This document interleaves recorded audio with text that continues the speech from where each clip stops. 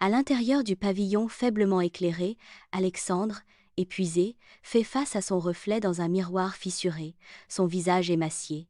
Ses yeux, hantés par des tourments invisibles, reflètent le poids de ses fardeaux dans le verre. Il murmure, la voix rauque de fatigue. Encore ces ombres, elles ne me lâchent plus.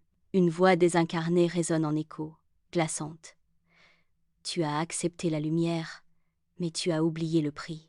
Des néons projetaient des ombres dures tandis que Léa examinait attentivement les photos d'Alexandre, l'odeur du papier et du café étant forte dans l'air. Ses yeux se plissent, une inquiétude rampante la submergeant alors qu'elle aperçoit une sombre silhouette se cachant derrière Alexandre sur chaque photo.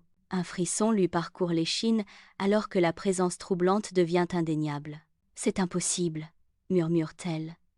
Sa voix à peine un murmure sur fond de bureau animé. Sur chaque photo, la même présence, dit-elle, son regard fixé sur la silhouette sombre. Ce n'est pas juste de la fatigue, conclut Léa, une horreur naissante se glissant dans ses yeux. Dans le manoir sombre de Salvador, des particules de poussière dansent alors que Léa l'affronte au milieu de meubles anciens et de secrets oubliés. Le regard intense de Léa perce le mystère de Salvador. « Vous connaissiez la famille de Lys. Dites-moi la vérité. » Léa insiste, sa voix résonnant dans la grande salle. « Qu'est-ce qui lui arrive ?» Salvador révèle une sombre vérité, ses paroles empreintes d'effroi. La lignée de Lys porte une malédiction vieille de 4 siècles. Un ancêtre a volé un secret interdit, la gloire éternelle.